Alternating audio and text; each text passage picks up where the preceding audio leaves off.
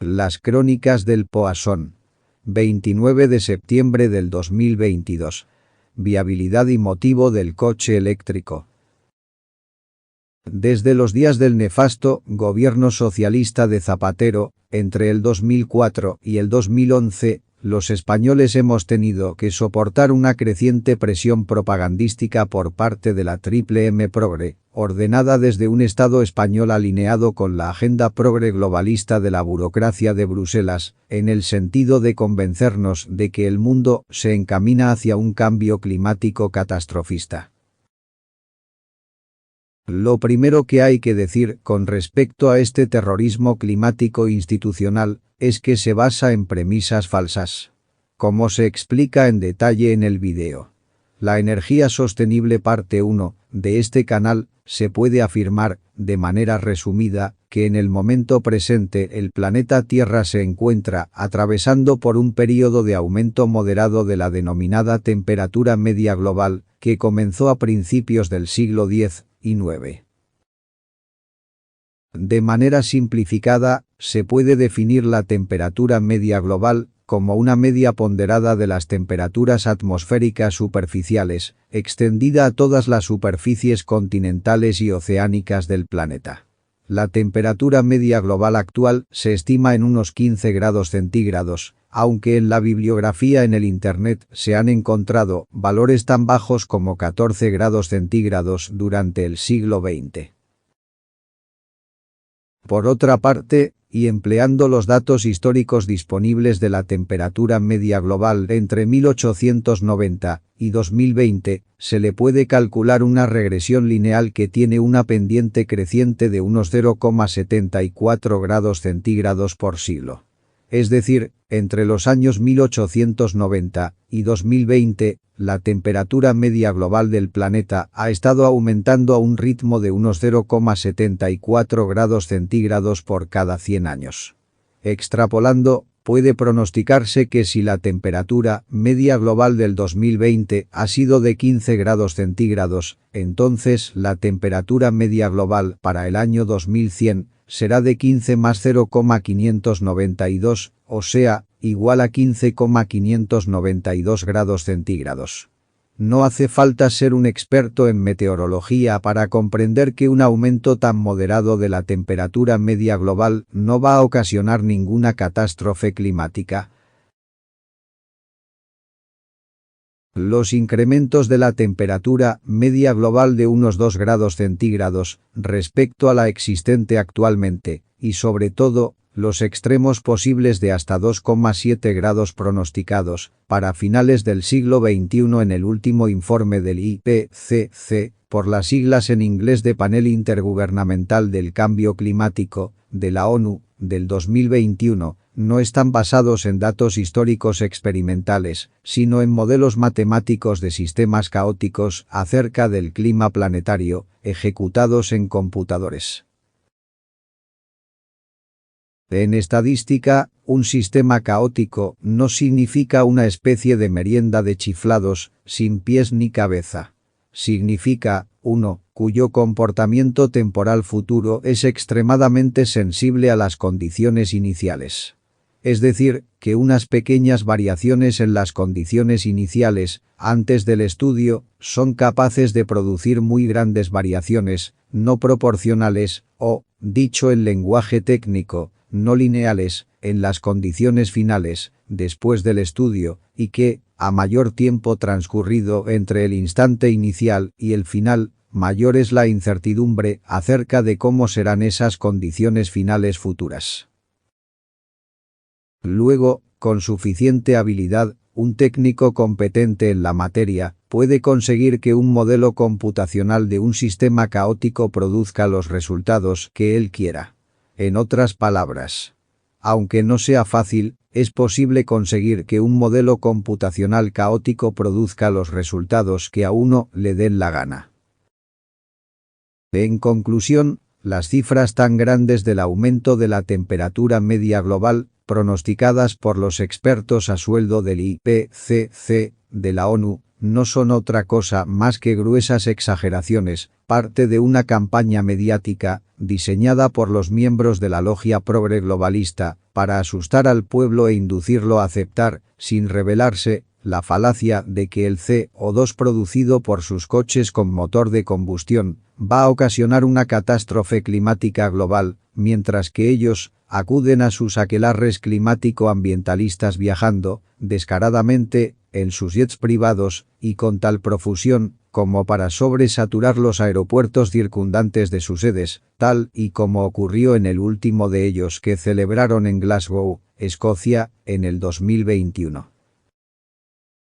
De las consideraciones anteriores, se puede deducir que la creciente campaña institucional, a través de la Triple M Progre, por demonizar al coche con motor de combustión, es solo un aspecto más de la histeria climático catastrofista que está afectando negativamente a Europa desde hace ya una larga década. Los presentes y muy crecientes costes de la electricidad, de los combustibles y de los productos de primera necesidad, en Europa en general, y en España en particular, no son una consecuencia del aumento continuado de la demanda con respecto a la oferta, debido al agotamiento de los recursos naturales, o al aumento de la población, o a la mejora del nivel de vida de esa población, ni tampoco a cierta guerra, en Ucrania, sino que están causados por políticas contraproducentes implementadas por la Unión Europea y los gobiernos nacionales, obedeciendo al cabildeo de grupos económicos y sociales muy poderosos, que se han ido y continúan nucleando alrededor de la teoría catastrofista del cambio climático, el supuesto agotamiento de los recursos naturales, y la idea, absurda y masoquista, de que el ser humano es, por defecto, nocivo para la naturaleza, o como lo han enunciado algunos de los gurús, entre comillas, del movimiento progre ecologista. El virus patógeno del planeta Tierra, entre comillas. Así que, mientras estas élites económicas, políticas y sociales, muy poderosas, se reservan descaradamente para sí un nivel de vida altísimo, como nunca antes, nadie había disfrutado en la historia de la humanidad, a la vez pretenden condenar al pueblo a unos niveles de vida progresivamente más y más bajos, hasta el punto de llevarlos al de una mera supervivencia. O como proclama el Foro Económico Mundial de Klaus Schwab: no tendrás nada, pero serás feliz. O como dice Emmanuel Macron, el arquetipo del político colocado en el poder de Francia por la logia progre globalista: la era de la prosperidad ha terminado. Así las cosas, si desde el final de la autoinfligida catástrofe europea de la Segunda Guerra Mundial, en 1945, los europeos habíamos estado disfrutando de los beneficios y las ventajas del vehículo de combustión, diseñado, construido y comercializado, en una multitud de estilos, capacidades y modelos, para satisfacer a todos los gustos y necesidades, y al alcance de todos los bolsillos. Desde hace ya una larga década, los políticos progres se han empeñado en obligarnos a tener que conformarnos con unos vehículos eléctricos o híbridos combustión eléctricos, más caros, más complicados, menos fiables, menos eficientes, menos convenientes y menos prácticos, por estar sujetos a unas limitaciones innecesarias que los hacen padecer de casi todas las desventajas de los vehículos de combustión, pero carecer de casi todas sus virtudes. La mayor limitación del coche eléctrico ha sido, es, y será siempre, la limitada capacidad de almacenamiento de energía por unidad de masa, y también por unidad de volumen, de las baterías de acumuladores electroquímicos. Una batería moderna para coche eléctrico, con una capacidad de acumulación de unos 60 kWh, tiene una masa de unos 400 kilogramos. Esto significa una capacidad energética específica, o CEE, también conocida como densidad de carga, de 60 entre 400, igual a 0,15 kWh sobre kilogramo. Es decir, para poder acumular una energía de 1 kWh, hace falta una masa de 1 entre 0,15, igual a 30 entre 3, igual a 6,6, periódicos, kilogramos. Las entalpías de combustión inferiores básicas, o ECIM, aproximadas, de los combustibles usuales para el transporte son: gasolina, 45.600 kilojulios sobre kilogramo. Querosén, 43.150 kilojulios sobre kilogramo. Gasóleo, 42.900 kilojulios sobre kilogramo. Gas licuado de petróleo, o GLP, 48.000 kilojulios sobre kilogramo. Pese a que el GLP tiene la entalpía de combustión inferior básica, por kilogramo, máxima de los 4 combustibles, debido a su densidad, la mínima de los 4, también tiene la mínima entalpía de combustión inferior volumétrica o ECIV, por metro cúbico, de los 4. Aproximadamente, el rendimiento, en términos volumétricos, del GLP es de un 80% del de la gasolina y un 70% del gasóleo. Se denomina entalpía de combustión inferior, o ECI, aquella resultante de medir el calor generado al quemar el combustible, mientras el agua de los productos de la combustión permanece en estado de vapor. Este es el estado típico de los gases de escape de un motor de combustión interna. Cuando el agua de los productos de la combustión se permite que pueda enfriarse hasta su condensación, se obtiene la denominada entalpía de combustión superior, o ECS, que no resulta de interés en este caso, puesto que 1 kWh de energía equivale a 3.600 kilojulios, resulta la nueva tabla de entalpías de combustión inferior básicas. Gasolina. 38 entre 3, igual a 12,6, periódicos, kilovatios horas sobre kilogramo. Querosén. 863 entre 72, igual a 11,9861, periódicos, kilovatios horas sobre kilogramo. Gasóleo. 143 entre 12, igual a 11,916, periódicos, kilovatios horas sobre kilogramo. Gas licuado de petróleo, o GLP. 40 entre 3, igual a 13,3, periódicos, kilovatios horas sobre kilogramo. Comparando los 0,15 kilovatios horas sobre kilogramo, de capacidad energética específica, o CEE, de una batería para coche moderna, con las entalpías de combustión inferiores básicas, o ECIM, de los combustibles en kilovatios horas sobre kilogramo, se obtiene la tabla de las capacidades energéticas específicas relativas, o CER, de los combustibles con respecto a las de las baterías para coches. Gasolina. 760 entre 9, igual a 84,4, periódicos. Querosén. 4.315 entre 54, igual a 79,90740740, periódicos. Gasóleo.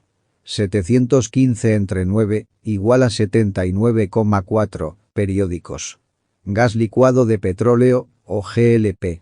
800 entre 9, igual a 88,8, periódicos.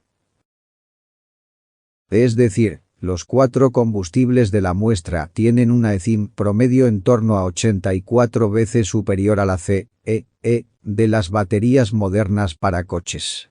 Este valor tan grande de la ECIM de los combustibles respecto de la CEE, de las baterías para coches, tiene razones termodinámicas, que son independientes de la tecnología, por estar impuestas por las leyes naturales. Sin embargo, este valor de 84 de la CER, combustibles entre baterías, no es la historia completa. Porque, aún, no se ha tomado en cuenta el rendimiento de los motores de combustión interna, que es bastante inferior al de los motores eléctricos. El rendimiento de los motores modernos para coches de ciclo Otto o de encendido por chispa está en el rango del 30 al 36%. El rendimiento de los motores modernos para coches de ciclo diésel o de encendido por compresión está en el rango del 40 al 47%. Estos rendimientos de los motores de combustión interna significan que, solo entre el 30 al 47% de la entalpía de combustión inferior del combustible se logra transformar en energía mecánica utilizable para propulsar al coche. El rendimiento de los motores modernos eléctricos de inducción está en el rango del 91 al 93%. Estos rendimientos de los motores eléctricos significan que solo entre el 91 al 93% de la capacidad energética de la batería se logra transformar en energía mecánica utilizable para propulsar al coche. Es importante tener en cuenta que estos rendimientos están evaluados cuando los distintos motores se encuentran operando en sus condiciones óptimas de funcionamiento, es decir, de potencias, pares y velocidades de giro, para los cuales el rendimiento resulta ser máximo. Combinando estos rendimientos con el valor ya estimado de 84 del ACER, combustibles entre baterías, se obtienen los siguientes valores de la capacidad energética específica relativa corregida, o CERC, de los motores de ciclo Otto, a gasolina o a gas, respecto a los motores eléctricos, y de los motores de ciclo diésel, a gasóleo, respecto a los motores eléctricos. Motores ciclo Otto. Capacidad energética específica relativa corregida motor de combustión respecto a motor eléctrico, con valores entre 27,7 a 32,5. Motores ciclo diésel. Capacidad energética específica relativa corregida motor de combustión respecto a motor eléctrico, con valores entre 36,9 a 42,5. En conclusión, los coches con motores a gasolina son capaces de generar entre 27,7 y 32,5 veces más energía útil en kilovatios hora para mover al coche por kilogramo de gasolina que los coches eléctricos por kilogramo de batería. Y los coches con motores a gasóleo son capaces de generar entre 36,9 y 42,5 veces más energía útil en kilovatios hora para mover al coche por kilogramo de gasóleo que los coches eléctricos por kilogramo de batería. Estas relaciones son muy considerables y explican, claramente, el por qué los coches eléctricos no pueden, ni de lejos, ofrecer las autonomías que ofrecen a sus conductores los coches a combustión. Es importante no olvidar que estas relaciones están limitadas en sus valores por razones termodinámicas, es decir, debidas a las leyes naturales, y que, por lo tanto, no se pueden ni se podrán alterar significativamente, mejorando la tecnología de los coches eléctricos con respecto a los de combustión. Ante la evidencia cuantitativa presentada, surge la pregunta del por qué en los países desarrollados, sobre todos los integrantes del bloque occidental, incluida España, ha surgido esta urgencia por implantar al coche eléctrico, aunque sea a trancas y a barrancas. Como pasa con todos los procesos que afectan a las grandes masas de población que conforman a las naciones, estas motivaciones son múltiples y además suelen estar relacionadas entre sí. Las más importantes, a nuestro entender, son las cuatro siguientes. Consideraciones históricas, tecnológicas, ambientales y políticas. 1. Consideraciones históricas. No se sabe con certeza cuándo se inventó la rueda, ni dónde, y es posible que ocurriera, independientemente, en variadas oportunidades y regiones, como una consecuencia resultante de la domesticación de los animales de tiro por la humanidad, fundamentalmente, los équidos y los bóvidos. Al menos en Occidente, unos candidatos fueron los Yamnaya, o Yamna, una cultura que apareció hacia el 3500 a.C. o a.c. en las vastas llanuras del Cáucaso, entre el Mar Negro y el Mar Caspio. Los Yamnaya lograron domesticar al caballo, que entonces era abundante en aquellas regiones, y además de aprender a montarlo, inventaron la rueda como el segundo componente fundamental del carro tirado por caballos. Estos logros le confirieron a los Yamnaya una muy importante ventaja tecnológica sobre los pueblos vecinos que seguramente fue decisiva en la subsiguiente expansión de su cultura por el mundo, desde la actual Irlanda, en Europa, hasta la actual India. Por esta razón a los Yamnaya se les conoce mejor como los indoeuropeos, y además del carro tirado por caballos también difundieron por el mundo su lengua y su religión. Tanto es así que el español, en el que está narrado este video, es un idioma indoeuropeo, y tanto el Zeus griego, como el Júpiter romano, como el Odín vikingo, como el Wotan germánico, o como el Brahma, aún venerado hoy en día en la India, son, fundamentalmente, el mismo dios. El carro de caballos le confirió a la humanidad una mejora espectacular en su capacidad para el transporte de cargas a largas distancias, de hasta 15 veces superior a la que se podía hacer solo a lomo de bestias de carga. Cuando el carro tirado por caballos o bueyes se combinó con la agricultura y la crianza de animales, el ser humano pasó de ser un cazador-recolector, marginal y desarrapado, a una criatura crecientemente civilizada y social que pudo así iniciar, aunque con éxito variado, su expansión por casi la totalidad del planeta, y hasta el día de hoy. El siguiente paso importante en la evolución desde el carro de tracción animal hacia el automóvil, lo dieron los romanos en Occidente y los persas en el Medio Oriente, con el desarrollo de la calzada o el camino pavimentado. Las ciudades y los poblados empezaron a crecer en número, tamaño y población. El carro de caballos tuvo que diversificarse, desde los coches tirados por esbeltos caballos, incluso dotados de suspensiones, para comodidad de sus pasajeros, de las ciudades, hasta los carros pesados tirados por masivos caballos, mulas y bueyes, de las zonas rurales. Cuando se inventó la máquina de vapor, nació el caballo de hierro, que pasó a ser mejor denominado como el ferrocarril, y que tanto contribuyó a la expansión de la revolución industrial europea. Naturalmente, que se intentó acoplar la máquina de vapor a la un ubicuo coche urbano de caballos, pero este matrimonio no prosperó, porque la máquina de vapor era demasiado pesada, voluminosa y aparatosa de operar, como para convencer a los usuarios. Hubo que esperar a la invención del motor eléctrico hacia 1832, compacto, silencioso, sin vibraciones y de fácil operación, aunque muy limitado de autonomía, por causa de sus baterías de alimentación.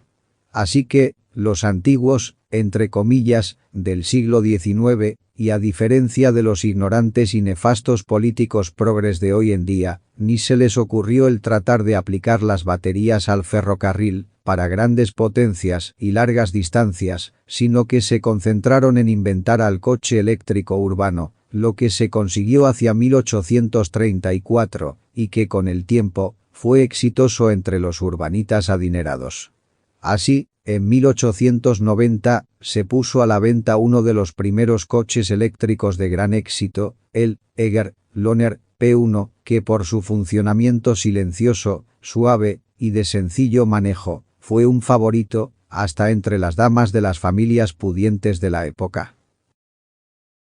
Ya solo faltaba el último elemento para completar el nacimiento del automóvil a combustión, y esto ocurrió en 1876, cuando el excomerciante reconvertido en ingeniero, Nicolaus August Otto, inventó el motor de combustión interna de encendido por chispa, o de ciclo Otto, en su honor. El motor de Otto funcionaba muy bien con el entonces denominado gas de encendido, por emplearse principalmente para la iluminación artificial mediante lámparas, farolas, etc.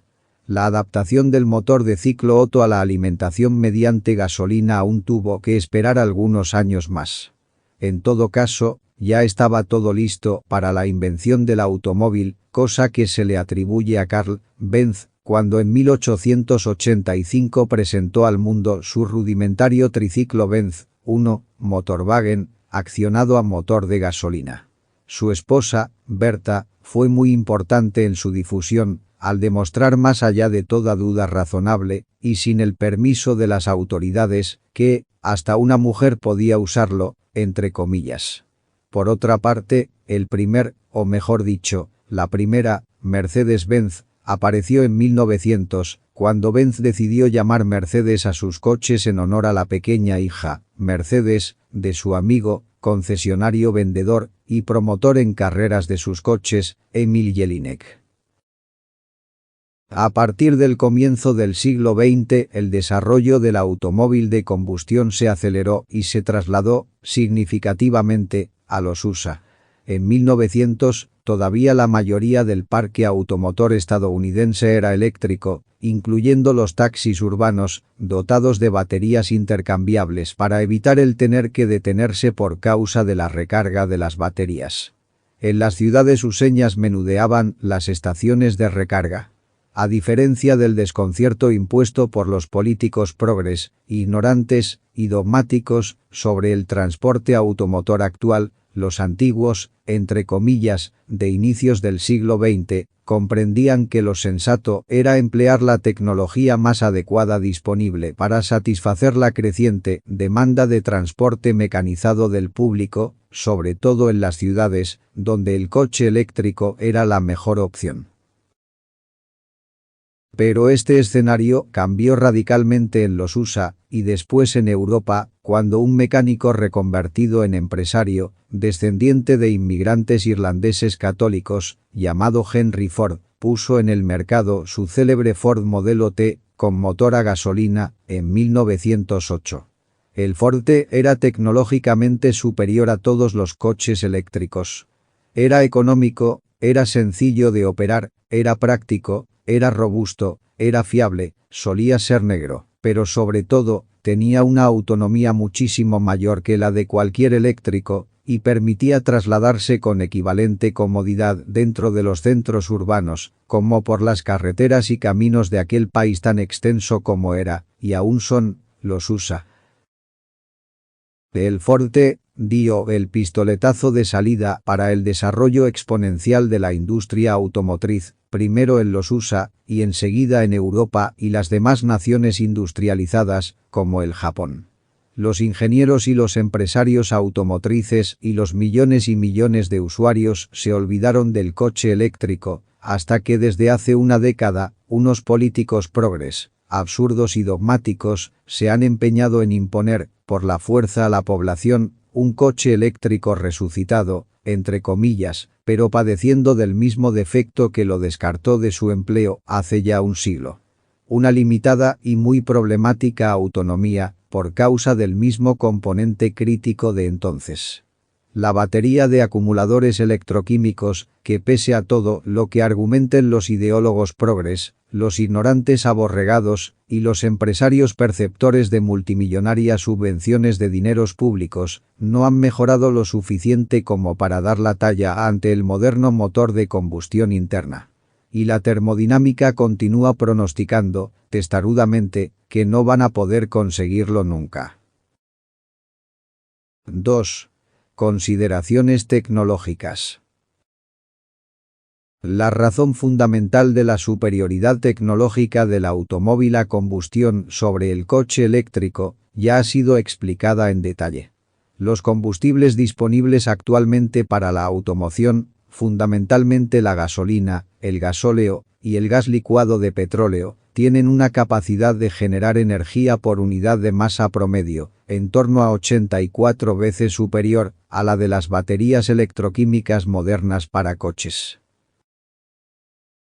Cuando se toman en cuenta los rendimientos de los motores de combustión interna y los motores eléctricos, esta capacidad se reduce a entre 27,7 y 32,5 veces más para los motores a gasolina o gas licuado de petróleo y a entre 36,9 y 42,5 veces más para los motores a gasóleo. Este valor tan grande de la capacidad de generar energía por unidad de masa de combustible de los motores de combustión, respecto a la de las baterías electroquímicas para coches, tiene razones termodinámicas, que son independientes de la tecnología, por estar impuestas por las leyes naturales, y por tanto, no se van a poder alterar significativamente en el futuro. De las consideraciones anteriores se pueden extraer las siguientes conclusiones. 2.1. Los coches eléctricos autónomos, es decir, desconectados de una fuente de electricidad externa y alimentados solo a baterías, y a diferencia de los tranvías, los trolebuses y las locomotoras eléctricas, jamás podrán competir con los coches o camiones a combustión para trayectos largos por carretera, y mientras más alta sea la velocidad de crucero del viaje, menos podrán. 2.2. Los coches eléctricos autónomos solo tienen, y tendrán algún sentido para el uso urbano, donde los trayectos sean relativamente cortos y las velocidades de desplazamiento sean moderadas. 2.3. Los coches eléctricos solo podrán igualar, y hasta superar, sus prestaciones respecto a los de combustión en los trayectos largos, el día en que se inventen, se construyan y se pongan en funcionamiento carreteras electrificadas que le permitan al coche recibir su energía requerida de una fuente externa, conectada a la red eléctrica, de manera similar a como ocurre con las locomotoras eléctricas que circulan actualmente sobre las líneas férreas electrificadas. En adición a lo anterior, todavía pueden hacerse algunas consideraciones tecnológicas adicionales concernientes al automóvil, tales como las siguientes.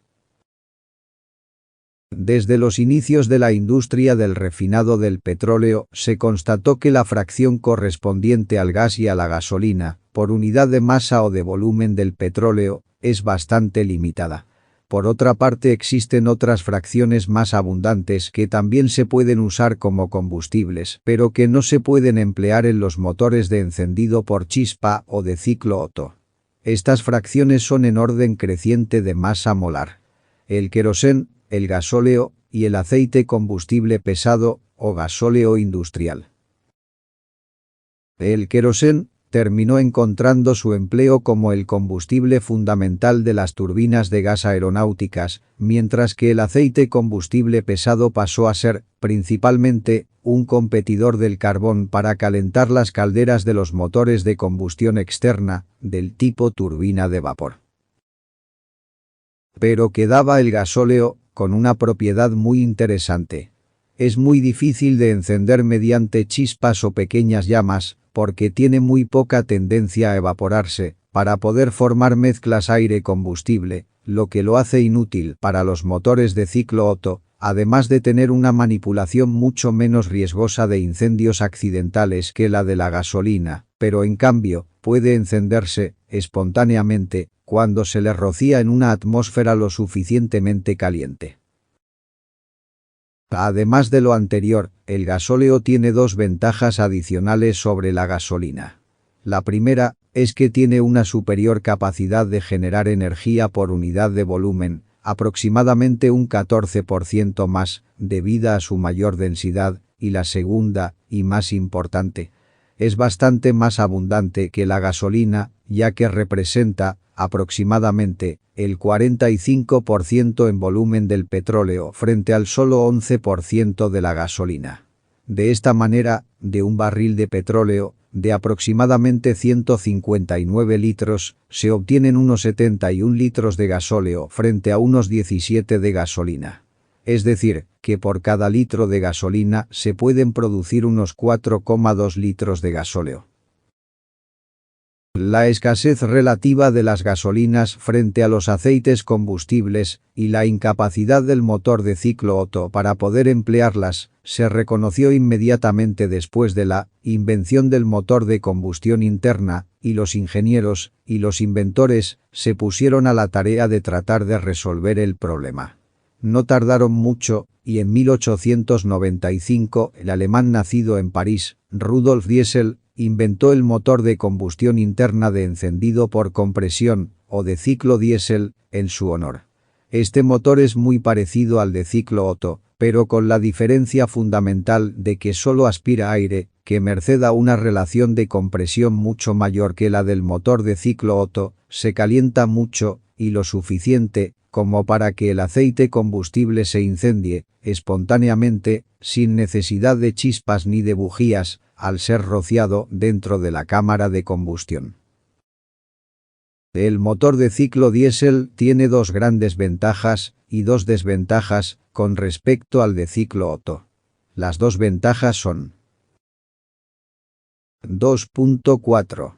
El combustible es 4 veces más abundante y por lo tanto 4 veces más barato que la gasolina.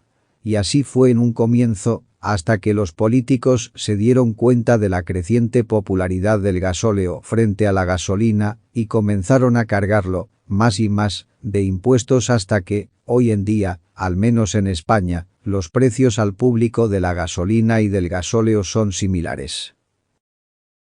2.5.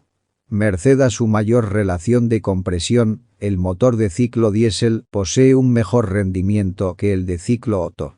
De manera que, además de emplear un combustible más barato, encima, consume menos. Estas dos ventajas le confirieron al motor de ciclo diésel una superioridad en términos de costos de operación tan grande, que ha acabado desbancando al motor de ciclo Otto de todas sus aplicaciones automotrices, salvo en motocicletas y algunos tipos de coches, tales como los de pequeño tamaño y los deportivos. Por otra parte, las dos desventajas del motor de ciclo diésel frente al de ciclo Otto son: 2.6. Por causa de su mayor relación de compresión y su necesidad de la inyección del combustible, el motor de ciclo diésel requiere de una construcción más compleja y bastante más sobredimensionada que la del de ciclo Otto.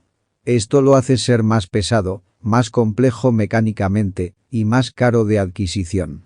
De allí que no haya podido desbancar al de ciclo Otto en las motocicletas y en los coches de pequeño tamaño, aplicaciones estas en las que prima la ligereza, la simplicidad mecánica y el bajo precio de compra. 2.7. Por causa de su construcción más masiva y más complicada, el motor de ciclo diésel es menos adecuado para funcionar a regímenes de giro elevados que el de ciclo Otto. Debido a que la potencia específica, o sea aquella por unidad de cilindrada, crece con la velocidad de giro, los motores de ciclo Otto son más briosos, entre comillas, que los de ciclo diésel. Esto hace a los diésel menos adecuados para los coches deportivos, aplicaciones estas en las que prima la alta relación potencia a peso sobre la economía. Es cierto que la incorporación del turbocompresor a los motores diésel ha mitigado esta desventaja, pero no ha podido eliminarla del todo. De allí resulta la tradicional comparación entre ambos tipos de motores. Un coche diésel es a un coche de gasolina de potencia equivalente, lo que un masivo buey de tiro es a un ágil caballo de carreras.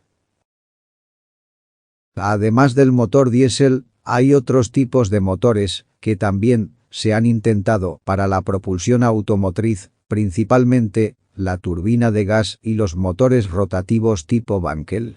En este video estas aplicaciones no van a ser estudiadas por razones de espacio y porque no han resultado muy exitosas. 3. Consideraciones ambientales. Ya desde un principio, se tuvo que reconocer el inconveniente de los motores de combustión interna, de que sus escapes son productores de humos, vapores y gases tóxicos. Sin embargo, mientras el número de automóviles en los centros urbanos fue moderado, ello no ocasionó mayores problemas. Pero, cuando a partir del final de la Segunda Guerra Mundial en 1945, el automóvil pasó a popularizarse hasta estar al alcance de todos los bolsillos, el número de vehículos a motor en muchas ciudades del mundo creció de manera exponencial, y con ello, los verdaderos y típicos problemas ocasionados por la excesiva concentración de automóviles. Congestión del tránsito, saturación de las aceras con vehículos mal estacionados, ante la escasez de lugares adecuados para hacerlo, ruidos molestos y bocinazos a todas horas, polvo, humos y suciedad ambiental, conductores malhumorados y en permanente crisis emocional, robos y vandalismo, peleas y accidentes, semáforos y policías de tránsito, reglamentaciones y multas, disposiciones oficiales incomprensibles y contraproducentes, impuestos, tasas y más impuestos, y toda esa pléyade de medidas e imposiciones que los políticos se afanan en inventar para transformar a las ciudades modernas en antesalas del infierno. Cierto es que los motores a gasolina son capaces de producir gases indeseables mediante sus escapes. Principalmente, monóxido de carbono e hidrocarburos no quemados. Ambos productos de una combustión incompleta de la gasolina. Pero también es cierto que el monóxido de carbono tiene una semivida limitada en la atmósfera al aire libre y antes de convertirse, espontáneamente, en dióxido de carbono, o CO2, inocuo. Por otra parte, los hidrocarburos no quemados pueden evitarse cuidando que los carburadores y las inyecciones funcionen correctamente, evitando los dosados gasolina-aire demasiado altos, junto con recubrimientos catalíticos interiores de los tubos de escape para descomponer los hidrocarburos no quemados en CO2 y vapor de agua. Es decir, se dispone actualmente de tecnologías suficientes como para conseguir que los motores de gasolina, cuando tengan que funcionar en las ciudades congestionadas, solo produzcan en sus escapes fundamentalmente CO2 y vapor de agua. Y si el motor se alimenta con gas combustible, en lugar de gasolina, tal como lo concibió su inventor Nicolaus August Otto, entonces aún con mucha más facilidad. Además del monóxido de carbono y los hidrocarburos no quemados, el motor diésel tiene una mayor tendencia a la producción de humos, cuando el dosado gasóleo-aire es demasiado alto, de óxidos de azufre, cuando este elemento esté presente en el gasóleo, y de óxidos de nitrógeno, cuando las temperaturas de la combustión sean excesivamente elevadas. El monóxido de carbono puede controlarse cuidando que las inyecciones reduzcan los dosados gasóleo-aire a niveles bajos. Es importante reconocer que los dosados bajos reducen el rendimiento del motor diésel, pero para el funcionamiento en ciudad, a bajas velocidades, la potencia no suele ser un factor crítico. Los hidrocarburos no quemados tienen causas y remedios similares a las del monóxido de carbono, y también pueden ser controlados mediante recubrimientos catalíticos interiores de los tubos de escape, para terminar de descomponerlos en CO2 y vapor de agua. Los humos también son ocasionados por los dosados altos, pero solo cuando son excesivamente elevados, de manera que no son difíciles de eliminar, con tal de reducir un poco el dosado del motor y sin deteriorar significativamente su rendimiento. Los óxidos de azufre en el escape se controlan asegurándose de que el contenido de azufre del gasoil sea lo suficientemente bajo. Lógicamente, esto obliga a una selección o a un tratamiento previo del gasoil comercial, lo que es técnicamente posible y asumible, aunque incremente los costos. Los óxidos de azufre son dañinos, porque al reaccionar con la humedad del aire producen ácido sulfúrico, causante de la denominada lluvia ácida, entre comillas, perjudicial para la biología de los suelos y los lagos. Los óxidos de nitrógeno solo se producen cuando las temperaturas de la combustión se elevan demasiado. Estas temperaturas pueden reducirse reduciendo la relación de compresión, el dosado, o mejor, ambos parámetros a la vez. Como ya se advirtió previamente, estas decisiones reducen el rendimiento del motor, lo que se puede asumir como un mal menor, necesario con tal de controlar la contaminación atmosférica. Análogamente a los de azufre, los óxidos de nitrógeno, además de ser bastante irritantes por sí mismos, pueden reaccionar con la humedad del aire para producir ácido nítrico, causante de la lluvia ácida, perjudicial para los suelos y los lagos. Adicionalmente, los óxidos de nitrógeno, ante la radiación ultravioleta solar, participan en otras reacciones capaces de producir ozono troposférico, componente muy irritante de la niebla contaminante. En resumen, y similarmente a como ocurre con el motor de ciclo Otto, se dispone actualmente de técnicas suficientes como para conseguir que los motores de ciclo diésel, cuando tengan que funcionar en las ciudades congestionadas, solo produzcan en sus escapes básicamente CO2 y vapor de agua. Esto se basa, fundamentalmente, en reducir los dosados y las relaciones de compresión, limitar el azufre en el combustible y emplear recubrimientos catalíticos en el interior de los tubos de escape. 4. Consideraciones políticas.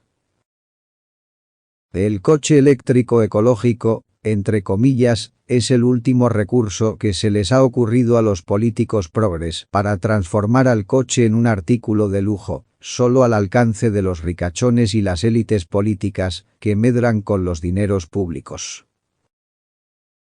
Es evidente, para cualquiera que preste atención al tema, que la burocracia progre de Bruselas, obedecida perrunamente por los gobiernos españoles, lleva una década aplicando una agenda diseñada para ir dificultando, progresivamente a la gente del pueblo, el poderse permitir poseer y utilizar un vehículo particular. Las medidas son múltiples y variadas, pero todas apuntan al mismo objetivo. Entre las más notables están: 4.1. Imponer cada vez más impuestos y tasas a ser pagados al Estado progre por los propietarios de vehículos privados. Un caso polémico reciente es la decisión del gobierno social comunista español de Pedro Sánchez de obligar a los usuarios de las carreteras interurbanas a pagar un nuevo peaje, pese a que estas carreteras hace ya muchos años que fueron amortizadas con los impuestos recaudados por el Estado a los ciudadanos. La excusa oficial ha sido que este peaje fue concebido para financiar el mantenimiento de las carreteras en buenas condiciones de funcionamiento. Evidentemente esto es falso, ya que este costo de mantenimiento ha sido cargado a los impuestos de los ciudadanos desde un principio. El verdadero objetivo de este nuevo peaje es encarecer, artificialmente, el uso de las carreteras por parte del pueblo. El verdadero objetivo es que la ciudadanía deje, progresivamente, de hacer uso de las carreteras y por lo tanto también del vehículo particular. 4.2. Imponer cada vez más regulaciones, inspecciones y tramitaciones burocráticas obligatorias sobre el usuario del vehículo privado. La excusa oficial siempre es que son para reducir la contaminación ambiental, para aumentar la seguridad de la circulación, para preservar la salud del parque automotor, etc. El verdadero objetivo de esta política es atormentar al propietario del vehículo particular hasta forzarlo a dejar de emplearlo. 4.3. Encarecer cada vez más el precio al público de los combustibles mediante impuestos y tasas que ya constituyen en torno al 100% del costo original del combustible, y también imponer disposiciones para dificultar el funcionamiento de su cadena de suministro. La guerra ruso-ucraniana, iniciada en febrero del 2022, le ha provisto a los burócratas progres de Bruselas de la excusa perfecta para crear una aguda escasez artificial de combustibles, al imponerle una huelga de demanda a la Federación Rusa, hasta hace poco la gasolinera de Europa, entre comillas, para ir a buscarlo a los USA y otros países distantes y a costos mucho mayores. La excusa oficial ha sido castigar financieramente a Rusia por su invasión militar injustificada, entre comillas, de Ucrania. La realidad es que los rusos se han ido con sus combustibles a otra parte y los consumidores europeos nos hemos quedado con un suministro menor y mucho más caro. 4.4. Restringir progresivamente la comercialización de vehículos de combustión, hasta terminar por prohibirla completamente. La presente agenda de la burocracia progre de Bruselas es prohibir, totalmente, la venta de nuevas unidades, incluidos los híbridos combustión eléctricos, en Europa, para el año 2035. No es necesario ser un experto en macroeconomía, ni tampoco en sociopolítica, para imaginar las dimensiones y las características del mercado negro, el incremento exponencial del precio de los vehículos, de todas las clases, incluidos los eléctricos, la nefasta disrupción derivada de las cadenas de suministro de los bienes de primera necesidad, la colosal distorsión de la economía, la carestía, los fraudes, los enfrentamientos y los conflictos, muy bien capaces hasta de desintegrar a la entera Unión Europea, que semejante medida, arbitraria y absurda, va probablemente a ocasionar. Opinamos que el objetivo en mente de los políticos progres con la aplicación de las directrices antes mencionadas, y otras más por el estilo, es que, cuando el pueblo se vea obligado a renunciar al uso del automóvil particular, el número de estos se reducirá drásticamente, y los problemas colaterales que les creó en el pasado, a sus padres y a sus abuelos, desaparecerán, como por encanto, entre comillas. Entonces, estos mismos políticos se dedicarán a improvisar las nuevas políticas, chapuceras, y la triple M progre, a proclamarlas todos los días y a todas horas, para pretender mitigar las nefastas consecuencias que para los europeos, incluidos los españoles, va a ocasionar este regreso forzado, desde arriba, a una economía distorsionada, hasta parecerse a la que existía previamente a la revolución industrial de finales del siglo XVIII. Por supuesto que la élite política progre no planea para ella y sus socios económicos, y en menor medida, tampoco para sus clientelas apesebradas, estas nefastas consecuencias previsibles para la mayoría del pueblo.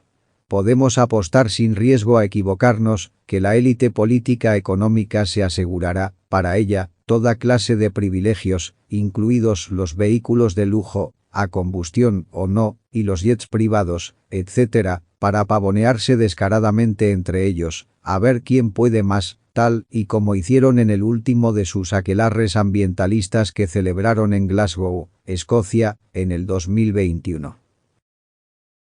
Si los políticos progres pretendieran, sinceramente, reducir la contaminación atmosférica ocasionada en las ciudades por los vehículos a combustión, les bastaría con legislar para favorecer el uso de los vehículos accionados mediante gas natural licuado. Como ya se adelantó, cuando el motor de ciclo Otto se alimenta con gas combustible, es cuando mejor funciona. En estas circunstancias, solo produce CO2 y vapor de agua en su escape, y además, puede simplificarse mecánicamente y abaratarse, al poder prescindir de los sistemas de carburación o de inyección del combustible. Además, el gas natural es mucho más abundante, y por ende más barato, que la gasolina. Además, es muy fácil de licuar, para que se pueda transportar y distribuir en forma líquida, igual que la gasolina. Además, la tecnología requerida para su empleo es muy sencilla, y conocida desde hace ya más de un siglo, mediante bombonas y tuberías, como cualquier ama de casa que haya cocinado con gas sabe perfectamente. Además, la conversión de los vehículos a gasolina para que funcionen con gas natural se reduce, fundamentalmente, a reemplazarles sus tanques de gasolina por simples bombonas de gas, como las domésticas de toda la vida, y a quitarle los carburadores para enchufar en su lugar una simple manguera por donde pueda circular el gas. Además, las gasolineras apenas tendrían que ser modificadas para dispensar gas natural licuado, y bastaría, fundamentalmente, con sustituir los surtidores de gasolina líquida por conexiones herméticas de baja presión para conducir y meter al gas licuado en la bombona del depósito del vehículo. Entonces, si se dispone de una tecnología archiconocida, sencilla y barata para eliminar, de facto, la contaminación atmosférica ocasionada por el motor de combustión interna, preservando a la vez todas sus ventajas, ¿por qué los políticos progres, siempre tan angustiados, entre comillas, por la salud del medio ambiente, no se deciden a seleccionarla? Entonces, ¿por qué los políticos progres han preferido ese engendro tecnológico del vehículo híbrido combustión eléctrico, que no es ni horchata ni limonada, sino todo lo contrario? Entonces, ¿por qué los políticos progres quieren volver a imponer, por la fuerza, a un vehículo eléctrico autónomo que ya fue descartado, por incompetente, ante el vehículo a combustión, hace ya más de un siglo? Entonces, ¿por qué los políticos progres están favoreciendo la adopción de esa monstruosidad tecnológica del vehículo a hidrógeno, que entre otros disparates, obligaría a los conductores a tener que entendérselas con, y a permanecer a centímetros de distancia, de un tanque de hidrógeno gaseoso a presiones del orden de 700 atmósferas? Entonces, ¿por qué los políticos progres están favoreciendo la adopción de esos combustibles, escasos, contraproducentes y carísimos, como el biodiesel, a base de aceites para cocinar, y las biogasolinas, a base de vegetales fermentados, o los hidrocarburos sintetizados desde el CO2 atmosférico? Pues, porque a los políticos progres, en realidad, les importa un pimiento la salud, entre comillas, del medio ambiente, y menos aún, el bienestar del pueblo. Pues, porque a los políticos progres, en realidad, lo que les importa es mantenerse en el poder, a toda costa, y para ello, les es preciso favorecer, con subvenciones y privilegios fiscales, a sus socios comerciales, que cabildean, y los ponen, y los mantienen en el poder, a cambio de que ellos puedan medrar, mediante sus chiringuitos ecologetas, de molinillos de viento, de paneles fotovoltaicos, de coches eléctricos, de biocombustibles, etcétera, etcétera, y todos, a costa de los dineros públicos. Finalmente, lo del CO2 creado por los escapes de los motores de combustión interna es solo una excusa para convencer al pueblo, ignorante y aborregado, de resignarse a renunciar y a olvidar lo del coche particular, sin rebelarse, y todo ello, en línea con la omnipresente y multiutilitaria falacia progre del cambio climático catastrofista. Ellos, los políticos progres, crean los problemas, pero tú, ciudadano sumiso, tienes la culpa. El Poisson.